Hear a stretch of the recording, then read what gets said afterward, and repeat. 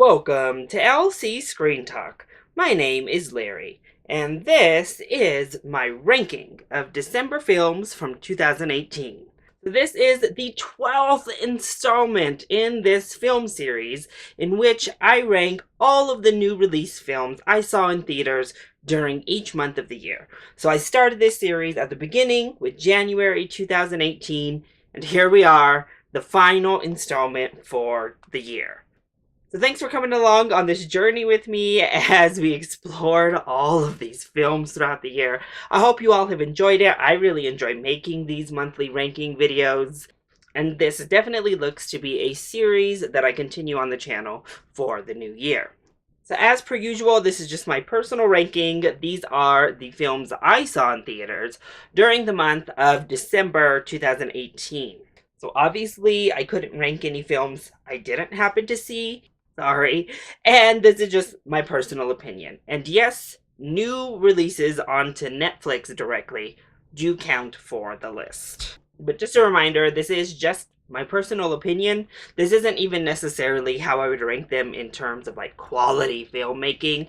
This is just how I enjoyed watching them the most. So December was a busy month for movie watching. In total, I have 19 films to rank for the month. I think that's the record. I think that is the most films that have ever been included on one of these ranking videos. We have a lot to get through. I'm going to stop this intro nonsense so we can go ahead and jump in at number 19. So coming in the dead last position, aka 19th, I do have Holmes Watson. Yes, if you watched my worst movies of 2018 list, you know I wasn't a fan of this movie. I really just don't think it was funny, like, at all. The humor was so juvenile, like, gutter level mess that I was really just, like, in pain in the movie theater as I watched this. Honestly, Will Ferrell has never been one of my favorite comedians. Every now and then he strikes upon something that I can get on board with, but it seems to be few and far between. And this film here definitely beckons back to Will Ferrell of old, that I never was a fan of. And John C. Reilly, between like Wreck-It Ralph and the Sisters Brothers, obviously got a Golden Globe nomination. He's been doing some really great material recently. So to see him like pitfall back into this lowbrow, terrible comedy with such a shame. Rebecca Hall, oh, she tried. She really did. She deserves so much better. This really is just like a shame to Sherlock Holmes, period. It wasn't funny, it was gross, it was stupid, and I really, really did not like it. In at number 18, I have Mortal Engines. What a slog this film was. Oh my gosh. So we start off with this really fun, very Mad Max-esque beginning to the film where we have this big chase scene, the hunter and predator type atmosphere. We get a little bit of the world building with these cool moving cities and towns, and then it just like falls right off a cliff from there. It rips off everything from the Mad Max trilogy very clearly, to the Maze Runner films, to Star Wars, honestly, and it's an inferior version of each and every film that it rips off from. It's way too long, none of the acting is very good, way too much talking, the action we do get, some of it's fine, and then some of it is just painfully uninteresting. Mortal Engines had the pieces to make a really rock-solid ride, but unfortunately, it just turned up a boring mess. At number 17, I have Second Act. Jennifer Lopez back on the big screen in a rom-com that honestly is not a rom-com. It's a comedy. It's a like little dramedy that I guess has romance in it. So what was so frustrating with Second Act is that I liked a lot of the messages hidden within the film. It had some things to say, it just couldn't get out of its own way to say them. Jennifer Lopez is perfectly lovely, as she always is in this type of role. She is beautiful in a rom-com lead. And honestly, most all of the acting is perfectly fine. However, this like contrived, kind of trite storyline that interweaves with all of these different type of messages didn't work for me. I didn't find it very funny. I thought that the cinematography was very bland, very sitcom. It's not really my type of movie to begin with, and it lacked any sort of clear focus to hook me into what it is I was watching. So, sorry, J-Lo. Maybe you have to come back with the third act and hope it's a little better. In at number 16, I have Welcome to Marwan. There was so much to really like within Welcome to Marwan. In particular, all of the technical aspects dealing with those dolls. The city of Marwan. It was really beautiful and well executed. I actually thought that CG technology was pretty spectacular. And I thought Steve Carell played this role with a whole lot of empathy, and his performance really worked for me. However, it just gets all of the messages wrong. The messaging behind taking pills, wrong. The messaging of women being like these little just inanimate playthings in this man's world. But they're supposed to be empowered and like his protectors and saviors? Wrong. PTSD and mental health? Wrong. The only thing it kind of brought up that was an interesting thing that I enjoyed regarding messaging and theme was cross-dressing. And how sexuality and cross-dressing and gender norms don't all go together as you might just outwardly believe. That was it. Otherwise, there was such a good story in here. A story that needed to be told and get out there. Unfortunately, it was just buried under a whole lot of non-execution. At number 15, I have Vice. A film that on paper I should love. I should really be on board with this film. However, Adam McKay basically just tried to replicate his successes with The Big Short, just this time talking about a person instead of a full event. It did not work for me in this context. Exploring what Dick Cheney was able to do as vice president, how he was able to manipulate so much power, like an unprecedented amount of power for the vice presidency, ripe for a great film.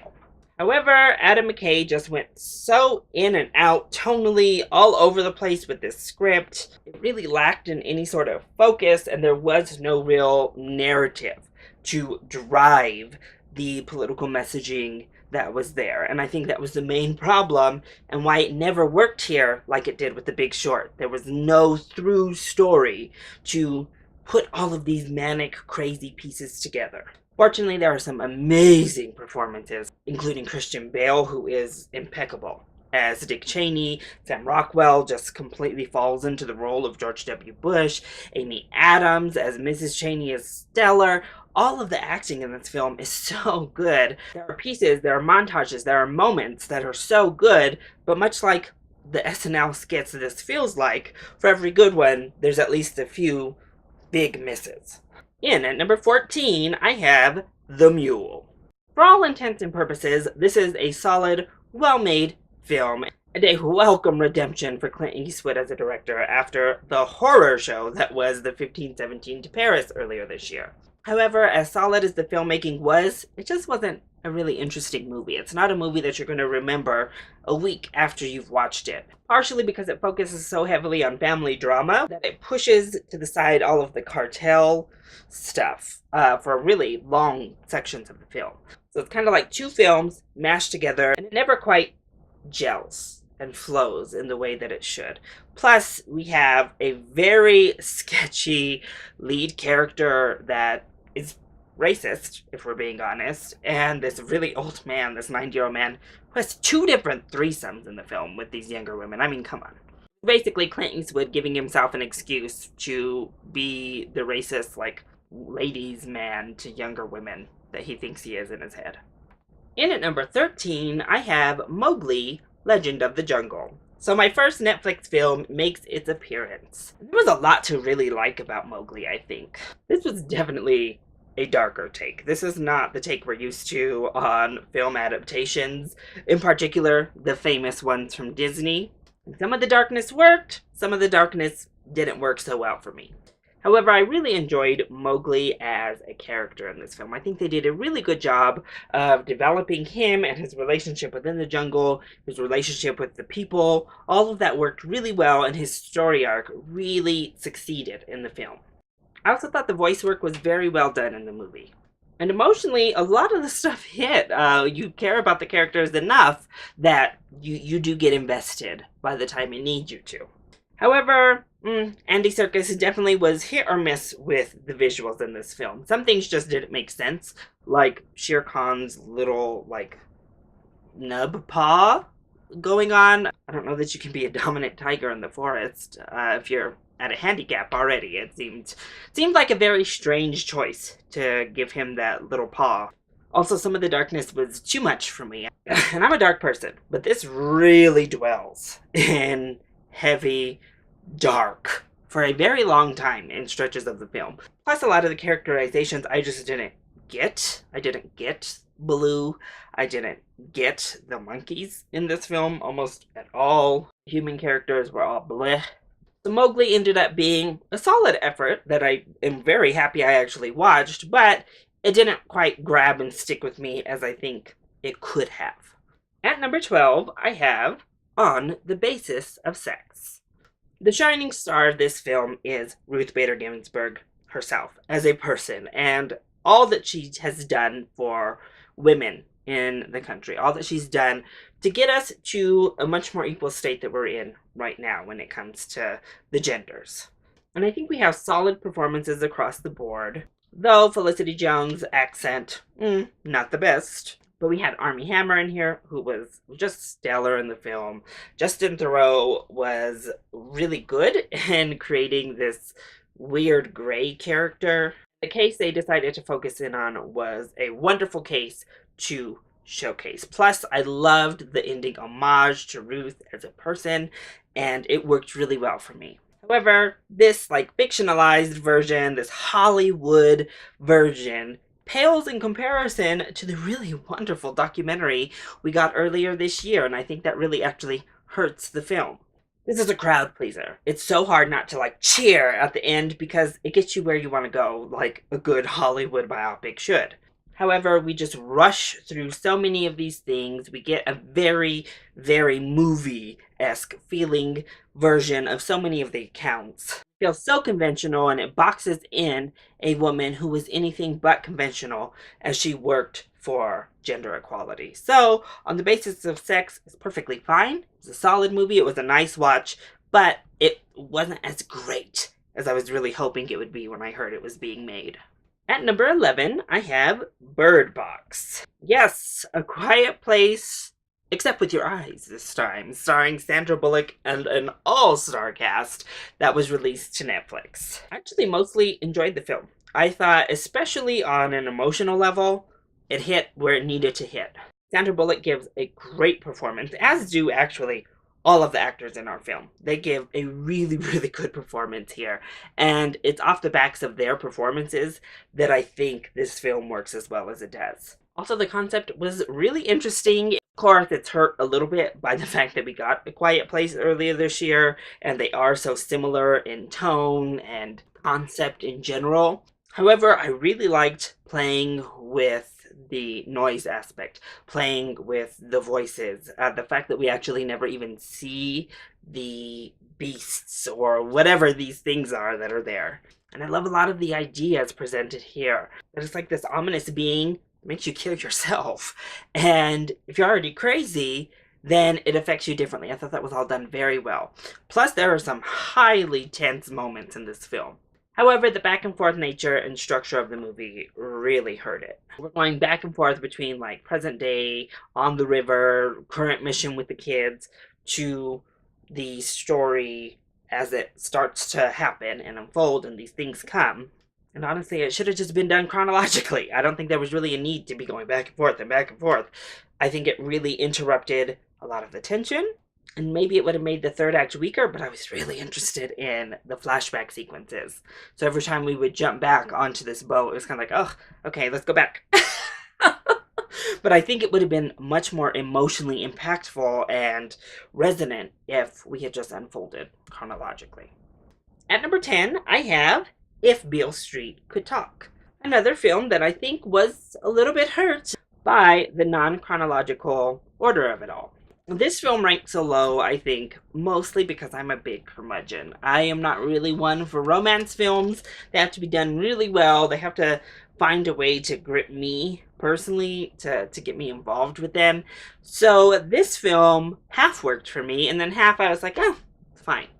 And it's all the flashback sequences that I was like, can we get back to the current day stuff? Because all of the flashback sequences are just the romance. It's also where we get things like Dave Franco's not needed and kind of distracting cameo. We also get like Ed Skrein's kind of a caricature villain as well in those flashback sequences. So overall, just the flashbacks in general that are trying to build up the romance should have just been done at the beginning of the film, for me personally. And then we just unfold it as we go through this like crime drama, because the crime drama part is when I was invested, when I was interested. Plus, I wanted more of our supporting characters. Our main couple is lovely enough, but the families are the really interesting characters here, and we hardly get any time with them. But it does shine the light on, obviously, a very important issue that I think needs to be talked about over and over and over again until something changes. And that is the injustice in our justice system. Plus, on a technical level, this is an absolutely superb film. It is beautifully directed by Barry Jenkins. He has just this wonderful eye, in particular, a beautiful eye for color. It was shown in Moonlight. It was here again. Oh, the film looks stunning. The shots are just gorgeous. All aspects of cinematography are beautiful. The score for the film is just majestic and wonderful. Script, it all just works so well.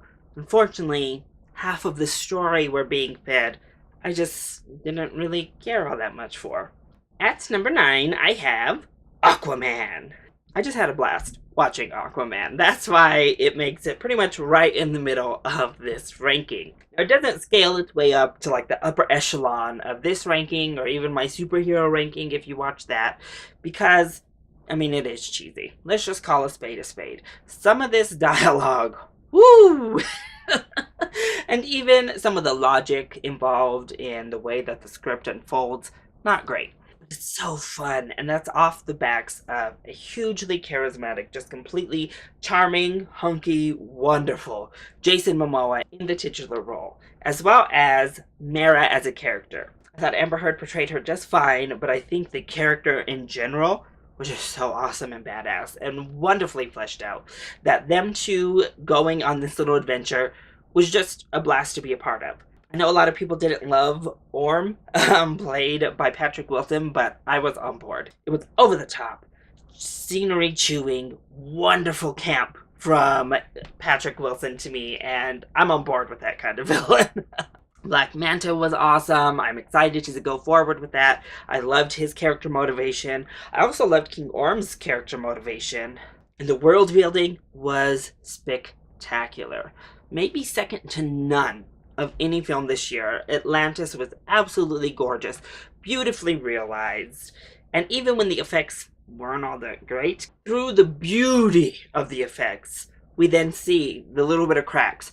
But I'm willing to give them a pass because doing underwater stuff is probably the hardest task you could put somebody through when it comes to CGI. So overall, I just had a blast with Aquaman. It's not a great film by any means, but it's certainly a fun superhero film. At number 8, I have Mary, Queen of Scots. This has gotten a bit of a divided reaction from critics and probably regular audiences alike, but I had a lot of fun with Mary, Queen of Scots. This is the type of period drama I'm all about. The costumes are impeccable, just completely and totally perfect in this film.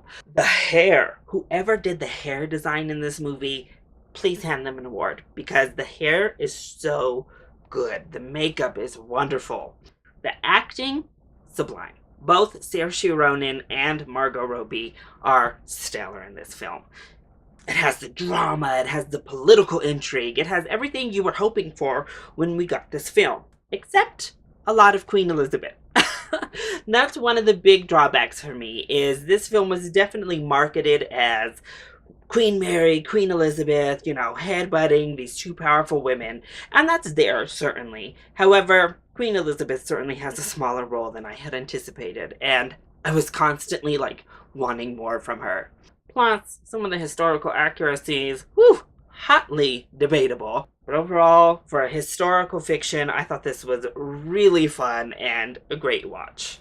At number 7, I have Mirai. So I think this could be a November or December release. It only had 4 days out in theaters. I saw it in December, thus that's where it's getting ranked. What a lovely, charming little animated film this was. First of all, the animation is absolutely stunning, which you kind of hope and expect it to be. But the uses of different types of animation technique is what really puts this over the edge. It is just gorgeously animated throughout the film, and I love these different sequences. In particular, we get this one sequence inside of the train station that is amazing. Plus, I love the concept. It's basically a Christmas Carol, but a self-discovery Christmas Carol. It's not really about Christmas at all, but we have the different family members coming to visit you and help this child understand the importance of family, understand who he is, and help him become comfortable with being a brother after he's been an only child. The only real downfall for me is that we are centered around this young boy. And for someone who doesn't love being around kids all that often, doesn't really want them myself, he was very kid-like, which of course is the mission and the purpose here. But whew, sometimes I was like, somebody needs to get this bad child. He is a brat. And these parents really were a bit dodgy themselves. So not the most likable of characters all the way around. Just kind of kept Mirai from really connecting with me personally. But it's still beautiful. It's so unique, different, and a little bit of a breath of fresh air amongst a lot of the reboots and sequels we do get. At number 6, I have Bumblebee. Yes, the latest Transformers film, all the way up at number 6. What? Well, this one was actually really, really good. I was just smiling with Bumblebee pretty much throughout. Travis Knight directed this film, and he directed it to pretty much perfection. And that's connecting the audience to Bumblebee, giving us this smaller scale film that really is more character and emotion driven.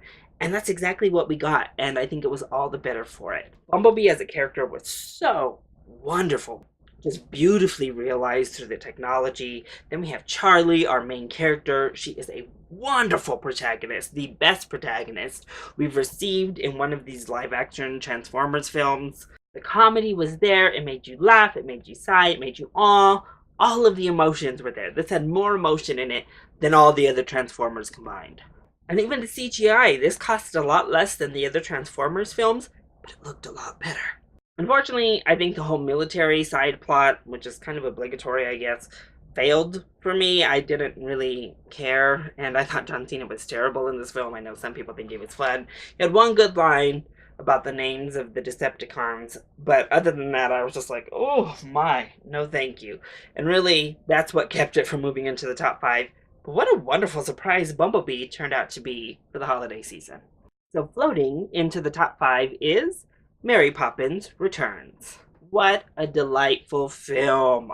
I just loved this Disney sequel. First of all, Emily Blunt as Mary Poppins was absolute perfection. I think she nailed the role. She brought some fresh energy to it. I love the sassiness of Mary Poppins we got here, which is part of the character.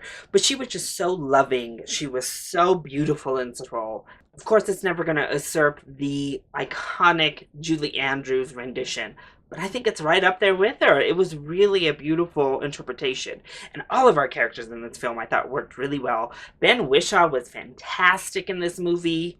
The music was great. Not only the original songs, which I thought were all very lovely, but this original score was amazing. Like one of the best original scores of the year to me. The choreography was fantastic. All of our bust out musical numbers really worked. The heart was there. It fully captured the essence and magic and whimsy of the original Mary Poppins. And that's why I had a smile on my face through the entire film. I absolutely adored watching this movie. At number 4, I have Ben is Back. I loved this movie, even more than I anticipated, and I was pretty excited to see it going in. Ben is Back turned a pretty mundane sounding concept into something really exciting, really gripping, and really emotionally resonant. Julia Roberts gives possibly one of the best performances of her entire career. I thought she was really, really fantastic in this film, and it's a shame that the actress category is so stacked this year because she should at least be in the conversation. She was so good, so complex and layered. You felt for this mother. And what was so great though was even in her stern, angry moments, Julia Roberts always added layers into this character, and you never lost sight of the love and care she had for her son. Lucas Hedges turns in yet another stellar performance. He pretty much can do no wrong, it seems, because he continues to just give amazing performance after amazing performance, and he's amazing here too. So I love the family dynamic of it all. I loved that we really delved into the issue of drugs, which was explored in something like Beautiful Boy as well. They also turned it into a little bit of a thriller. It takes place over the course of basically like 24 hours, one day. And there's this really exciting through line about finding a dog. There's always this sense of urgency underlying a very methodical film that I thought worked so well. This movie hit me right in the feels. I thought it was great. I love the ending to this film. Nearly everything really just worked for me with Ben is Back. At number 3, I have Roma. My final Netflix film comes in all the way at number 3. And what an amazing film it is. First, we just need to call out Alfonso Cuarón because this is beautifully, pretty much impeccably, perfectly directed. It is literally moving art. I don't know if there is a single shot in the entire film that could not be framed up, even when we're looking at things like dog crap literally on the floor. Everything is so beautifully shot in this film. So the cinematography is amazing, and the camera work is stunning. We get a mixture of these like really long takes throughout the film, or just still shots where we sit on someone's face for a while or sit on the scenery for a while, and it all just works for me. I thought it was lovely. And it all centers around Cleo, who is a wonderful, wonderful lead character. She is so interesting, strong, kind, complex, beautiful, real. You care about her. And then when we get to that emotional apex in the third act, I was outdone. That beach scene about near killed me watching it. I was so invested in her as a character. My only real criticism of Roma that I think maybe the second act meanders just a tad to the point where we're not really even focusing on our main character and getting connected to her more, where we're going out into these like forest fires. We have like this weird drunk guy in a suit. But other than that, other than a little bit of a lagging pace in the middle of the film, it's really just perfect. It was a beautiful movie. At number 2, I have The Favorite. I loved it. December was a pretty solid month for period pieces because The Favorite was stellar. First of all, our 3 lead actresses are wonderful. Each and every one of them gives award-winning performances. I thought Olivia Colman was really the standout for me personally because her character is just, I mean, a lot of fun, kind of kooky, kind of crazy, but she brings so much to the character. Oh, she was a delight. Rachel Weisz has probably the most understated of the roles. Oh, but she adds so much to it as well. And then we have Emma Stone, who is like deliciously sinister, yet sweet and innocent, and all of these things. And she just is wonderful. And much like Mary, Queen of Scots, these costumes are fantastic. Perfect in nearly every way.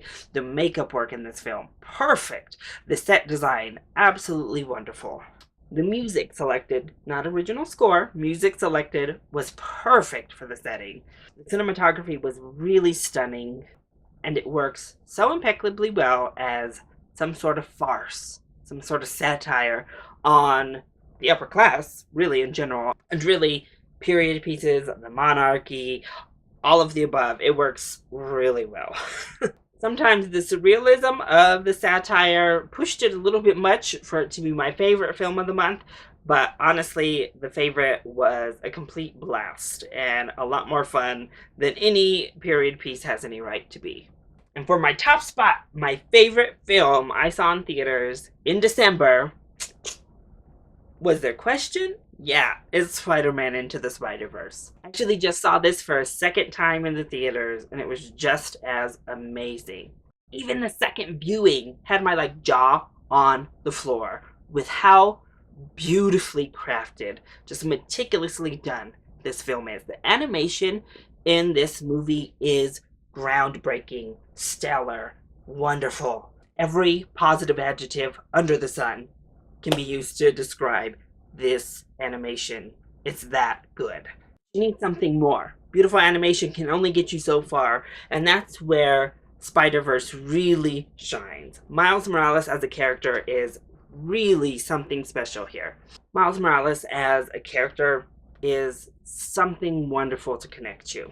The other Spider people are all so much fun, get so much characterization in such a short amount of time. Honestly, there's nearly nothing I dislike about Spider-Man Into the Spider-Verse, and the second viewing only solidified how much I love this film, and I've been saying it since I saw it.